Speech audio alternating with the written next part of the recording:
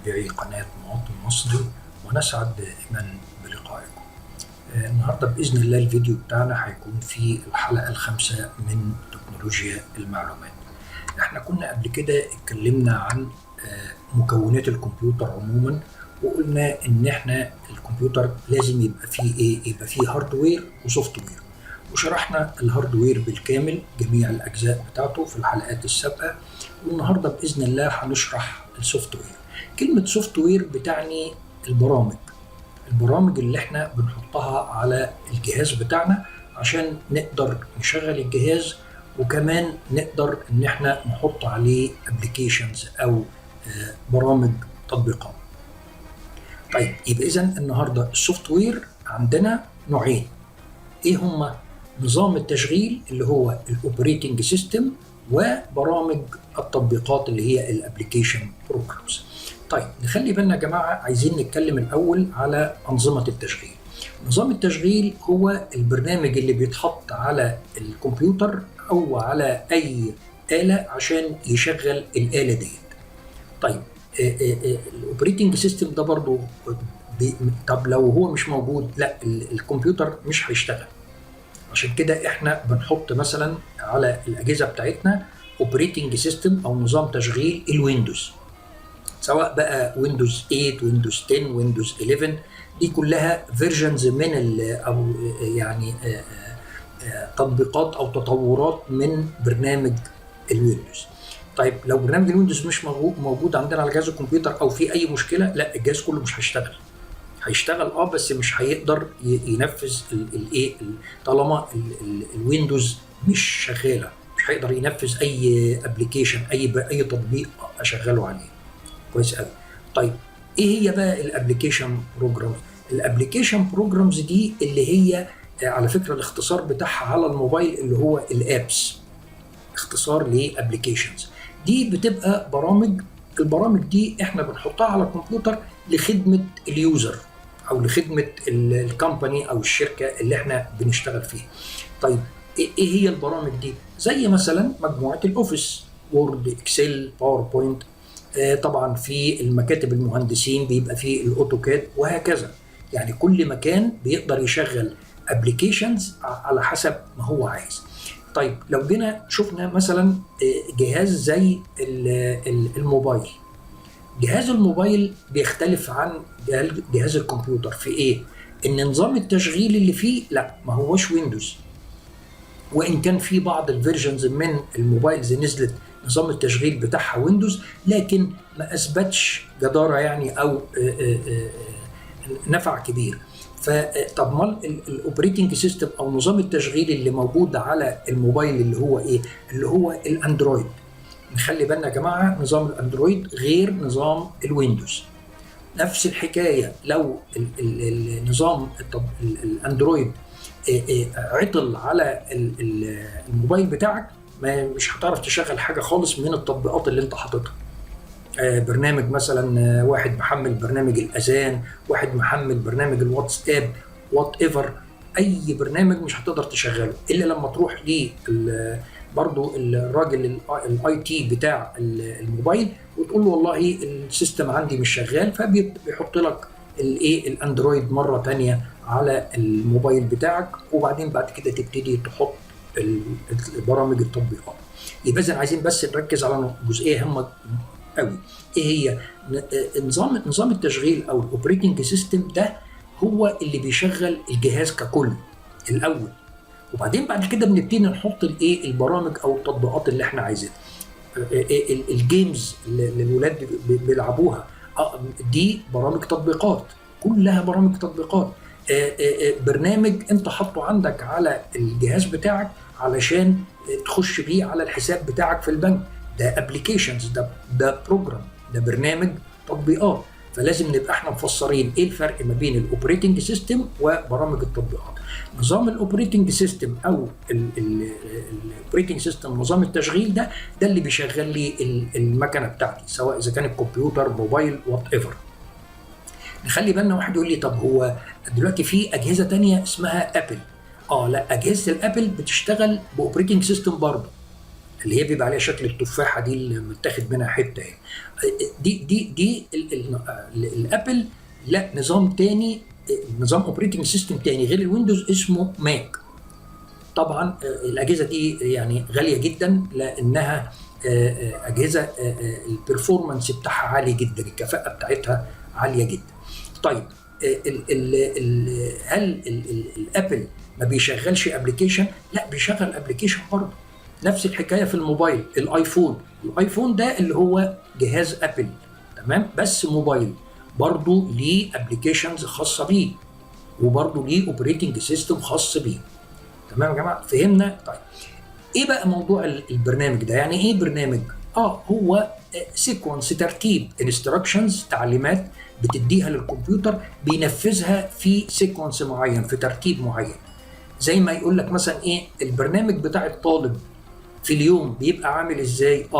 الطالب بيصحى الصبح الساعه مثلا 7 أو 6:30، يبتدي الاول خالص يخش يغسل وشه، وبعدين بعد كده يفطر، وبعدين بعد كده يبتدي وسيله النقل بتاعته تجيله عشان يروح بيها المدرسه، سواء اذا كان بقى بعربيه اهله او اتوبيس او الكلام ده كله. كل دي خطوات بينفذها الطالب عشان ينفذ البرنامج التعليمي بتاعه. يوصل المدرسة في عدد معين من الحصص مترتبة من قبل المدرسة، ماشية بسيكونس برضه بترتيب. نفس الحكاية البرنامج بتاع الكمبيوتر بنحطه له في ترتيب معين. طيب ادي التعريفات عندنا بتاعة البرامج. بيقول لي you cannot reach out and touch them. انت ما تقدرش تلمس البرامج دي، لان احنا قلنا قبل كده ان السوفت وير ده ما تقدرش تعمل له تاتش، لكن الهاردوير هو اللي ممكن تقدر تلمسه بايدك. تمام، كويس قوي. طيب زي السوفت وير، البرامج ديت ار ان essential part، جزء مهم جدا من الكمبيوتر سيستم. تمام، يبقى اذا الاوبريتنج سيستم ده جزء هام جدا بيشغل لك الجهاز بتاعك. it is that tells the computer hardware what to do. يبقى نظام التشغيل ده هو اللي بيقول للهاردوير بتاع الكمبيوتر انت هتعمل ايه ببساطه شديده. تمام، what to do and how to believe in response to the user's actions، وازاي تلبي الاكشن اللي بيطلبه منك، الحدث يعني اللي بيطلبه منك اليوزر. Without software a computer is a little more than a box of complex. يعني من غير سوفت وير خلاص هيبقى الجهاز ده ملوش لازمه يعني. تمام. طيب البرامج برضو الابلكيشن بقى بروجرام. software programs are set of instructions that are executed on a computer، بتنفذ على الكمبيوتر. برامج التطبيقات دي بتنفذ على الكمبيوتر زي ما اتفقنا. برنامج زي مثلا الوورد انا بفتحه عشان اعمل بيه ايه؟ عشان اقدر اكتب بيه صفحات. تمام، الصفحات دي ممكن بعد كده اقدر ان انا اطبعها واعمل منها مثلا كتاب، اعمل منها ملزمه وهكذا. طبعا الكلام ده باذن الله هنتعرف عليه، يعني انظمه الاوبريتنج سيستم او نظام التشغيل ده هناخد منه برنامج واحد اللي هو برنامج الويندوز. ازاي نتعامل مع برنامج الويندوز على الكمبيوتر بتاعي. طيب بعديه باذن الله ما يخلص برضو برنامج الويندوز هنبتدي فيه برامج التطبيقات، وهنشرح تطبيقات محدده زي مثلا الوورد، الاكسل، الباوربوينت، هنشرحه باذن الله في الحلقات بتاعتنا. طيب نخلي بالنا يا جماعه ان دايما البرنامج ينتج عنه فايلز، ينتج عنه ملفات. تمام، كويس قوي. طيب يعني اذا لازم يتحط الاول الابلكيشن عندي، الابلكيشن بروجرام، برنامج التطبيقات يتحط عندي على الجهاز زي ما اتفقنا. زي ايه؟ زي مثلا مايكروسوفت وورد. كويس قوي. طيب البرنامج ده لما يتحط عندي اقدر ان انا لما اكتب في الصفحات بتاعه الوورد، تمام، اقدر اعمل فايل. مثلا انا بعمل مثلا ملف عن درس معين هشرحه كويس قوي. طيب الملف ده بكتب انا في الوورد الشرح بتاع الدرس ده. طيب لازم بقى الفايل ده اعمل له سيف، وبرضه هناخد الكلام ده باذن الله في الويندوز. يعني ايه سيف؟ يعني حفظ. خلي بالنا ان مش معنى ابدا ان انا كتبت الفايل بتاعي ده معنى كده ان هو اتحفظ. لا، الفايل بتاعي الاول خالص الكتابه بتاعتي بتروح فين؟ بتروح في الرام، وبعدين بعد كده انا بدي امر سيف.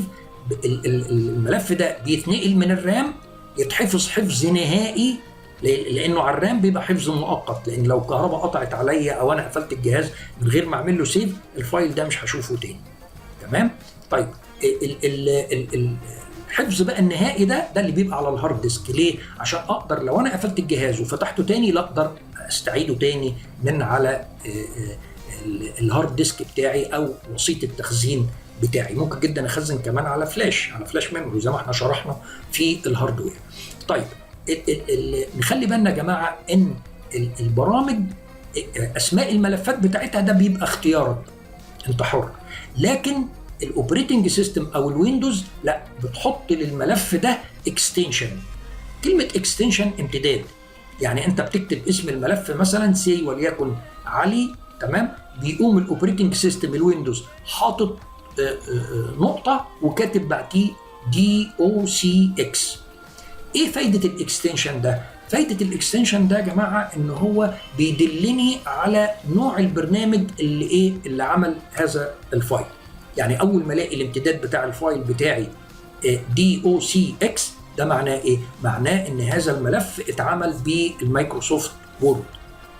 طيب مثلا امتداد تاني زي ايه؟ امتداد برنامج الاكسل. برنامج الاكسل XLSX.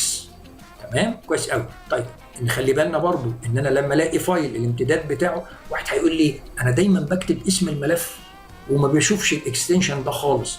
خلي بالك، لان الويندوز اول ما بتنزل عندك على الجهاز بيعمل هايد للاكستنشن بتاع الفايل. ليه؟ لان ملفات الويندوز كلها بتبقى DLL. الملفات دي بتبقى اسينشال وحيويه وضروريه للاوبريتنج سيستم، فلو حد دخل مسحها باي رونج يعني بالخطا يعني كده هتبوظ له الويندوز كله، وبالتالي حضرتك هتشيل الويندوز وتنزل ويندوز من اول وجديد تاني. وبرضو البرامج اللي كانت موجوده عندك قبل كده لازم هتعيدها تاني. بالظبط يا جماعه زي موضوع الموبايل لو انت الموبايل بتاعك ما اشتغلش وخدته ورحت للراجل بتاع الاي تي بتاعك او التكنيكال اي تي بتاعك، هيقول لك والله اصل السوفت وير عندك وقع. كلمه وقع يعني باظ، السوفت وير باظ. طب وبعدين ايه الحل؟ هيقول لك انا هحط لك السوفت وير من اول وجديد تاني، اللي هو الاوبريتنج سيستم اللي هو ايه؟ الاوبريتنج سيستم بتاع الموبايل. كويس قوي. طيب الاندرويد يعني، طيب لما يحط لك الاندرويد ايه اللي هيحصل؟ لا، ده حضرتك هتحط جميع البرامج اللي كانت موجوده عندك مره تانية. يعني لو مثلا حاطط عندك الجهاز بتاع الواتساب، البرنامج بتاع الواتساب، لا هتعمل انستليشن تاني او تثبيت تاني لبرنامج الواتساب. هتضطر بتاعت الماسنجر، الماسنجر برضو نفس الحكايه. طب كنت منزل الفايبر مثلا، كنت اي برنامج كنت حاطه قبل كده على الجهاز هتنزله من اول وجديد. دي متاعب متاعب انك انت تفقد الاوبريتنج سيستم بتاعك، تفقد الويندوز، تفقد الاندرويد من عندك من على الجهاز بتاعك. طبعا باذن الله هنبقى في الويندوز هنبقى نتكلم كتير قوي على موضوع الامتدادات بتاعه الملفات، وبرضه ممكن ندي فكره سريعه عن الاكستنشن ده. ممكن جدا تلاقي واحد مثلا جايب لك فلاش وعليها يقول لك ايه، انا جمعت لك اخر شويه اغاني مش عارف نزلوا للمغني الفلاني. كويس قوي. تاخد الملفات دي وتحطها عندك على الجهاز، هتلاقي الامتداد بتاعها MP4. تمام؟ الامتداد ده يا جماعه ده امتداد بتاع صوت. ممكن جدا البرنامج اللي عندك بتاع الصوت اللي انت بتشغل بيه الملفات MP3 او MP4 ما بيشغلش الام بي 4 لانه برنامج قديم. طب ايه اللي هيحصل؟ لا، حضرتك هتشيل البرنامج ده وتحط برنامج احدث اللي هو بيشغل الام بي 4. الام بي 4 ده امتداد، الام بي 3 ده برضه امتداد، وهكذا. عندك مثلا في الفايلز اللي هي بتاعه الايمج، اللي هي بتاعه الصور، ممكن جدا البرنامج اللي عندك بيشغل الصور، او ممكن يوريك الصور اللي هي بي ام بي، تمام، لكن برنامج تاني ما بيشغلش البي ام بي. طب ايه اللي ولا حاجه، حضرتك هتشوف يا اما تعمل يعني في برامج اللي هي الكونفرتر، كلمه كونفرتر اللي هي المحول، تحول لك مثلا من تي اي اف لبي ام بي، او من جي بي جي لجي اي اف، وهكذا. يعني ممكن جدا بيبقى في برامج تعمل كونفرت للايه، برامج الميديا، يعني اللي هي زي الايمج والفيديو والاوديو والكلام ده كله. طبعا باذن الله هنبقى برضو هنشوف الكلام ده عملي باذن الله في الويندوز، وهنشوف برضو باذن الله في الويندوز ازاي اظهر الاكستنشنز بتاعت الملفات اللي هي امتداد الملفات، عشان اقدر اعرف الملف ده بتاع ايه. لان خلي بالكم يا جماعه، هو الامتداد بس مش هو ده الحاجه الوحيده اللي انا ممكن اشوف واعرف بيها نوع الملف بتاعي، لا كمان ممكن جدا شكل الملف، المظهر بتاعه. يعني الوورد هنلاقي عليه مثلا حرف دبليو باللون الازرق، فبيبقى الامتداد وشكل الملف الاثنين بيدوني الايه، نوع الملف ده او البرنامج اللي عامله ايه. طيب نيجي بقى بعد كده هنلاقي في عندنا بقى ايه، جزء مهم جدا ارجو ان حضراتكم تركزوا فيه معايا، اللي هو ايه، الفاكتورز ذات افكت كمبيوتر بيرفورمانس. معناه ايه الكلام ده؟ العوامل اللي بتأثر على كفاءة الكمبيوتر. انت اشتري كمبيوتر وجبته في البيت وجبته مواصفات كويسة جدا، فبالتالي منتظر انها تشغل لك كل مثلا الجرافيكس اللي موجود عندك والى اخره. لا، نخلي بالنا ان ايه، في عوامل بتأثر على كفاءة التشغيل. اول عامل خالص ان حضرتك وانت بتشتري الكمبيوتر بتاعك لازم تبص على حاجات معينة. اول حاجه عايزين نتكلم عنها اللي هي التايب اوف ماذر بورد، النوع بتاع الماذر بورد. خلي بالكم يا جماعه، الماذر بورد دي لو قلبتها كده على ظهرها هتلاقي فيها الباسز بتاعتها. ايه هي بقى الباسز دي او المسارات بتاعتها؟ دي الانابيب اللي بتتنقل فيها الداتا، اللي بتتنقل فيها الايه، البيانات بتاعتك. طيب الداتا دي اللي بتتنقل فيه المسارات، نخلي بالنا ان المسارات دي يا جماعه ليها ويدز، ليها عرض. كلما كانت الممرات دي عريضه اكتر كل ما سرعه الجهاز بتاعك بقت اعلى. طيب نخلي بالنا يا جماعه، وباذن الله برضو بفكروني هنشرح الكلام ده في لما نيجي نشوف الايه، الويندوز بتاعتنا، يعني لما نيجي نشرح برنامج الويندوز. نخلي بالنا ان المسارات دي ليها ويدز خاص. يعني ايه ويدز؟ عرض. بنقول عليه ايه؟ بنقول عليه مثلا 64 بت. لو احنا فاكرين وحدات الميجرمنت يونت بتاعه السايز، تمام، بتاعه الحجم، ممكن جدا نفهم ان زي ما احنا قلنا ان الايه، الحرف مكون من 3 خلايا. ال3 خلايا دول، اسف 8 خلايا، ال8 خلايا دول بيكونوا الحرف. طيب يعني ايه بقى المذر بورد دي الويدز بتاعها او الباسز بتاعتها 64؟ يعني تقدر تعدي 8 حروف في الثانيه الواحده مثلا، او في الفيمتو ثانيه. كويس قوي. طيب ليه؟ لان احنا 64 لو ديفايدد او قسمناها على 8 هيبقى عندي 8 حروف. طب لو انا جبت ماذر بورد 128، انت كده بتضاعف. يعني بدل ما هتعدي 8 حروف في الفيمتو ثانيه، لا هتعدي 16 حرف. فبالتالي بيبقى في ايه، سرعه في نقل الداتا. يبقى ده بيأثر على البرفورمانس او على كفاءه الجهاز بتاعك. يبقى لازم حضرتك لما تيجي تشتري الكمبيوتر تتاكد من المذر بورد الباسز بتاعتها. هي طبعا لو كانت 128 ممكن تبقى اغلى، لو 256 الضعف هتبقى اغلى واغلى، لكن هتديك كفاءه اعلى. بس برضو يعني ايه، ما نغليش في الحته دي. يعني ما نقولش ايه، هو انا 256 طب ما اجيب واحده 512 كمان اللي هي الضعف. لا، لان خلي بالك انك انت لازم تبقى انت عارف، لان كل ما سعر الحاجه بيزيد نتيجه الايه، انها طبعا بتبقى اكبر. فنخلي بالنا ان احنا ايه، احنا عايزين نشتغل بالكمبيوتر ده ايه. زي ما اديتكم مثال قبل كده، في ناس بتشتغل بالكمبيوتر ده مونتاج سينما او مونتاج بيكتشر، بس ادوبي بريمير او ادوبي فوتوشوب. الفوتوشوب ده بيعمل الصور، بريمير بيعمل المونتاج بتاع السينما. فبالتالي لا، اللي بيشتغلوا بالحاجات دي لازم يبقى عنده ماذر بورد عاليه. وزي ما قلنا كمان، لا ده مش الماذر بورد بس، ده الاستراكشر او الهيكل البنائي نفسه بتاع الجهاز لازم يبقى متناسق مع بعض.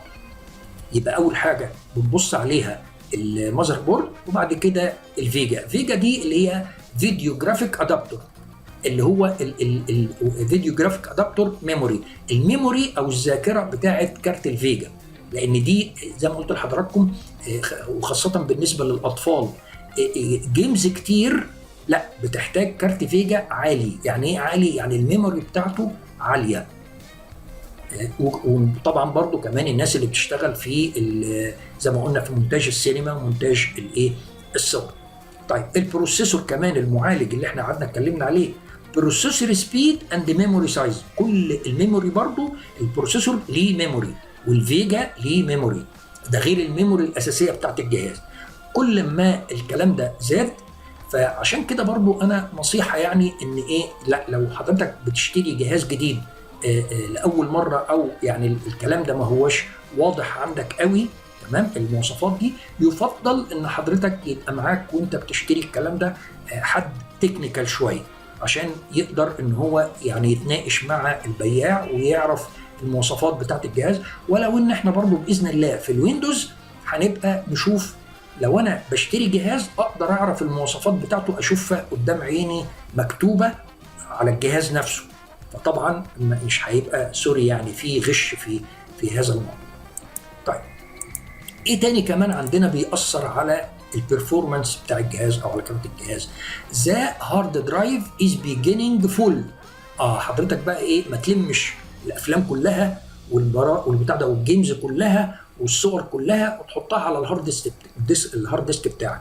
هارد ديسك كل ما كان مليان اكتر، كل ما هيبقى فيه بطء في الجهاز. and there is not enough room، يعني ما فيش مكان فاضي حجم كويس to install a new programs or save files. مش هيبقى في عندك مكان، يعني انت استهلكت المساحه اللي عندك كلها في حفظ جيمز وافلام وصور وموسيقى والكلام ده كله. لا طبعا الجهاز السبيد بتاعته هتقل، وخاصه السي. هنبقى برضو نشوف باذن الله في الويندوز ان الهارد ديسك بتاعك بيتقسم لبارتيشنز، الاجزاء سي ودي واي. الاهم بارتيشن فيهم اللي هو السي، اللي هو البدايه بتاعه الهارد ديسك. لازم يبقى فيه مساحه كبيره فاضيه عليه، يعني ما نحطش عليه بس غير الاوبريتنج سيستم والبرامج اللي انا شغال فيها، لكن جميع الملفات بقى والجيمز وكل الكلام ده ممكن جدا يتحط على جزء تاني على الايه، الهارد ديسك. فكل الهارد ديسك المفترض انك انت ما تحطش عليه غير الحاجه اللي هي اسينشال بالنسبه لك، ضروريه. حاجات في الشغل بقى ضروريه، حاجات في البيت ضروريه، الكلام ده كله تحطها عليه. طب الباقي هنبقى نقول بعد كده، نشرح ازاي ممكن جدا اشيل الكلام ده مثلا على DVD، على اسطوانات. الاسطوانات دي ممكن احط عليها الهيستوري بتاعي كله، اي حاجات انا عايز احتفظ بيها، فيلم كويس عجبني ممكن جدا احتفظ بيه على DVD، او حتى انفورميشن حتى عن الشغل، او ممكن جدا على DVD، او ممكن على فلاش ميموري، او في وحدات تخزين ممكن تشيل عليها الكلام ده. طيب ايه تاني من العوامل بيأثر عندي على البرفورمانس بتاع الجهاز؟ unnecessary or temporary files، ملفات غير ضرورية. كلمة فايلز ملفات temporary احتياطية او غير ضرورية.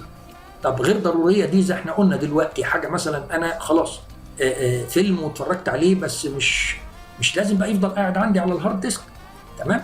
temporary files دي اللي هي الملفات الاحتياطية دي اللي بيعملها السيستم لو حصل مشكلة في الجهاز. يعني مثلا الكهرباء قطعت، شيء من هذا القبيل، هو بيعمل حاجه اسمها temporary فايلز، الويندوز بتعملها. التمبرري فايلز دي المفترض ان انا لما، وبرضه باذن الله لما انا اخش في الويندوز هعرفكم ازاي الملفات دي نقدر نشيلها من على الهارد ديسك عشان تعمل ايه، ما تاخدش مساحه. تمام. as the disk drive fills up، لان دي بتملى لي الهارد ديسك it beginning to work slower and slower، بتخلي الجهاز بتاعك يشتغل ابطا ثم ابطا. طيب ايه تاني كمان عندنا؟ اللي هي system resources are low. تمام. especially in RAM memory.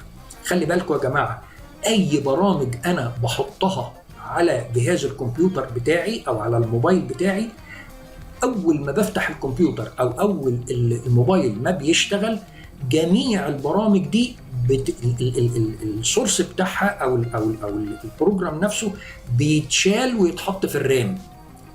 الرام كده بتتزحم، يعني بالظبط يا جماعه زي ما قلت لكم، الرام ده في جزء في مخ البني ادم بيشابه الرام اللي هي الذاكره الاماميه. ما اقدرش النهارده احط في الذاكره الاماميه بتاعت البني ادم 20 موضوع واقول له اشتغل، ما ينفعش. انا احط مثلا موضوعين 3 يخلصهم احط له بدلهم. يعني شوفوها كده، مثلا موظف قدامه على المكتب بتاعه 8 موضوعات بيشوفها، 8 ملفات من غير كمبيوتر، هيقدر يفتح 8 ملفات في وقت واحد كده ويقعد يبص في كل واحد؟ ما ينفعش. نفس الحكايه بالنسبه للكمبيوتر، ما ينفعش يا جماعه ان انا كل البرامج اللي انا الاقيها موجوده على الانترنت احطها عندي على الكمبيوتر، وكل الجيمز احطها على الكمبيوتر.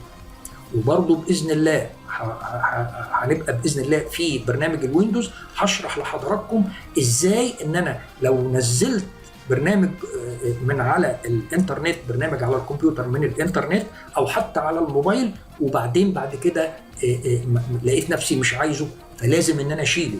جيمز برضو كنت بلعبها وبعدين بعد كده ما يعني حصل فيها كوربشن او باظت او مش عايز العبها تاني، ازاي برضو اقدر اشيلها. تمام. فعشان كده هنا بيقول لي ايه؟ too many programs opens،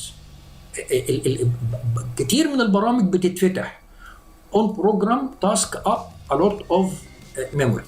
ساعات يا حضرات بيحصل السادن ديس ده او الموت المفاجئ، مش نتيجه بس ان مروحه البروسيسور بتتعب، لا، ده نتيجه ان الرام بقت فول، الرام بتاعت الجهاز بتاعتك اتملت. طيب اقدر اصحي الجهاز تاني ازاي من السادن ديس او من الموت المفاجئ اللي هو حصل له ده؟